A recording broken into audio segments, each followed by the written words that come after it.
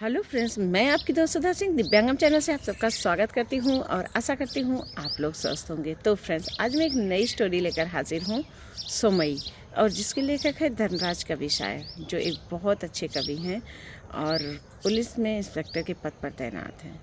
तो फ्रेंड्स, मैं उनकी कहानी शुरू करती हूँ और आशा करती हूँ आप लोगों को बहुत पसंद आएगी। सोमई मेरे गाँव के ही रहने वाले हैं। सोमई मुझसे उम्र में 3-4 साल छोटे हैं। उनके पिता का असली नाम क्या था मुझे नहीं मालूम, लेकिन उनको बाउर नाम से लोग जानते थे, जो जाति के कोरी थे और मेरी जानकारी के हिसाब से 3 भाइयों में मझले नंबर पे थे।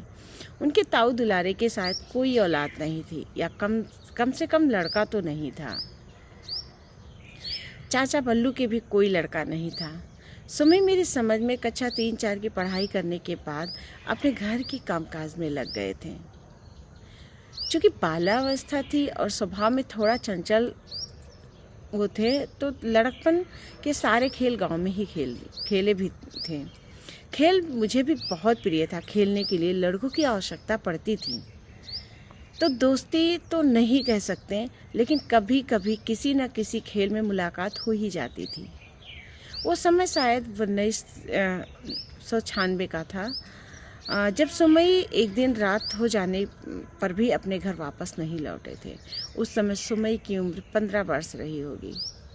उनके माता पिता मेरी समझ से 60 साल के हेर फेर में रहे होंगे और बहुत छोटी जात के किसान होने के नाते घर में गरीबी भी थी। इस वजह से उम्र से पहले ही बूढ़े लगने लगे थे।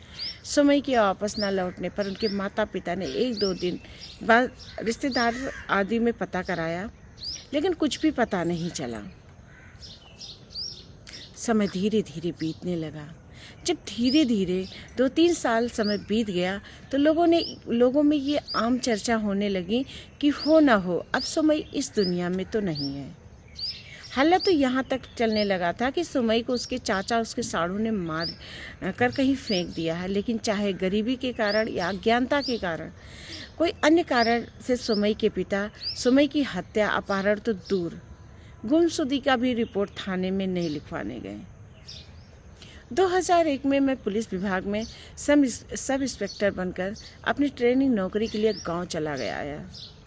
2-4 साल बाद पता लगा कि गांव में कोई साधु आया है जो अपने आप को सोमई बता रहा है। अपने माता पिता को पहचान भी रहा, लेकिन हमारा गांव भी जासूसों से भरा हुआ है।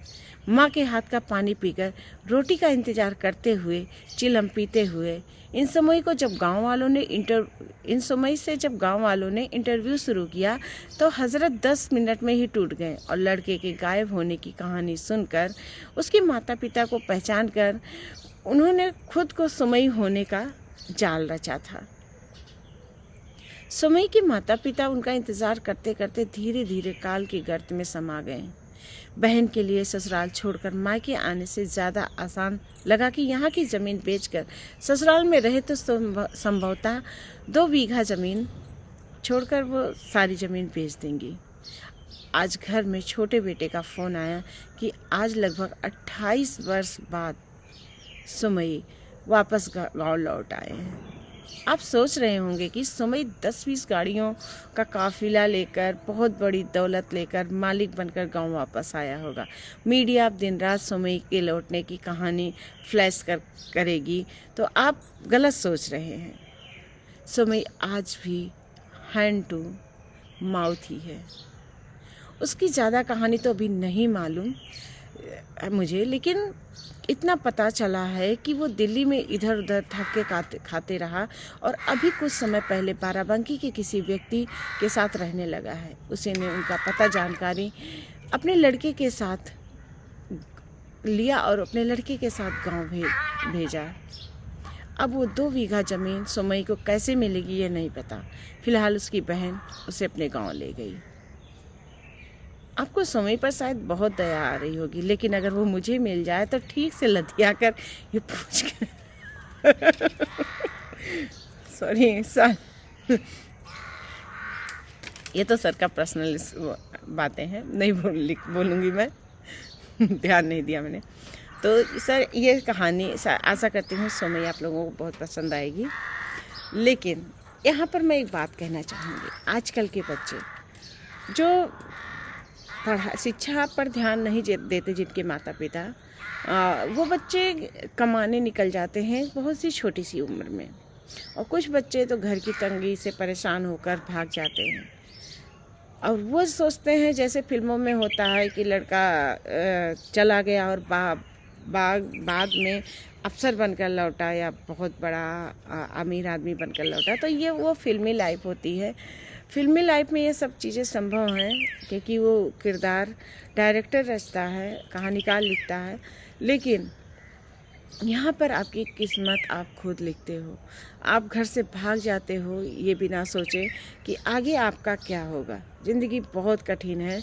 यहाँ तक कि जब कभी कभार ऐसा होता है कि बच्चे जब घर से भाग जाते हैं तो कुछ गलत लोगों के हाथ में पड़ जाते हैं जो उन्हें ले जाकर उनके किसी न किसी अंग को निकाल लेंगे या किसी न किसी हाथ पैर को काट लेंगे और उनसे भिक्षा मंगवाते हैं।